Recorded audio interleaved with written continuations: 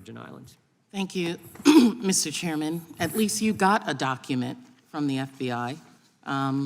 We here, your colleagues in Congress, don't get documents from you, don't get material from you. That document was sent to Chairman Adler, or Ranking Member Adler. This is my 5 minutes. I didn't I'll give you the yield extra to you. time, but it went to Chairman Adler. I didn't or yield Ranking to you. Member Adler. I didn't yield to you, not Mr. Allen's testimony, not a lot of testimony.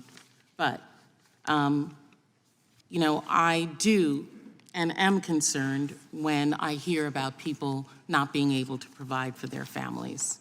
That does upset me as a parent, as a daughter of law enforcement, a granddaughter of law enforcement. I don't come from a place where I do not respect law enforcement, and I understand the sacrifices that they and their families make. Mr. Allen, do you know who Brian Regan is? Is the name Brian Regan? Yes, do you know who that is? I'm not aware of a... Okay, Brian Regan was an Air Force individual, an Air Force airman who sold classified information to China, Iraq, and Libya. Mr. O'Boyle, do you know who Reality Winner is? I believe I have heard that name before. Yes, Reality Winner was an Air Force also, an NSA contractor who in 2018 pleaded guilty to multiple violations of Espionage Act as a contractor who leaked information about the Russian interference in the 2016 elections.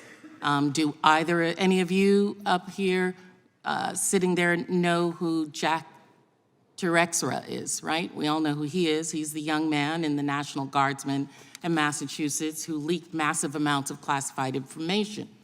So because someone served our country in the military and that they do work for a federal agency does not exempt them immediately from being someone who could potentially commit espionage or lose security clearances. We give everybody a pass just because they served our country. We respect their service. But if they break the law, then that means that they have to face the consequences. If individuals do things that they're in the process and it determines that they are in fact have to have their security clearances removed, then that's what happens. So, my father served, all of my uncles served, people in my family served in the military, and we all respect that.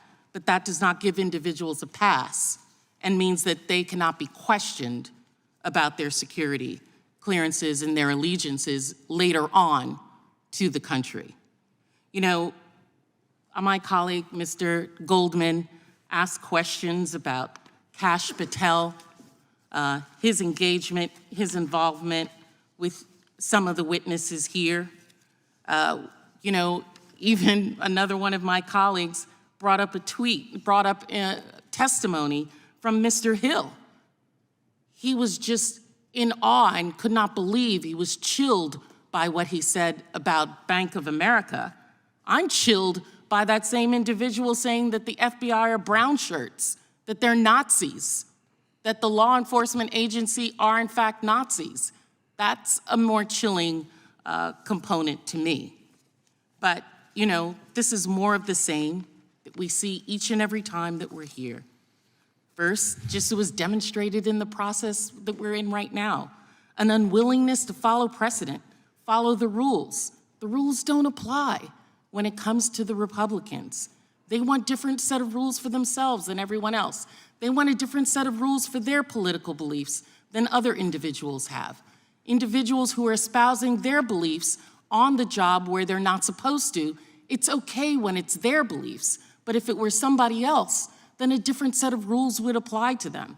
Hiding information, it's all part and parcel of the Republicans' attempt to make Americans distrust our rule of law so that when 2024 comes around, and should their candidate not win, more and more people will not believe the truth. The truth matters. The truth matters. And hiding information and stating a lie over and over again does not make it true. And we will continue to, yes, be concerned. And Mr. Chairman, I continue to say that there are, I believe, areas that I think that we can work on. I have not had a discussion with you. You know, I've sent you letters about what I believe those areas are. No response with regard to that. But in their times, Time of the gentlelady's expired. I'm happy to do that with you. Thank you so much, Mr. Chair. The gentleman recognizes the gentleman from Utah for 5 minutes. Thank you, Mr. Chairman, and to the witnesses. I actually am missing another event, but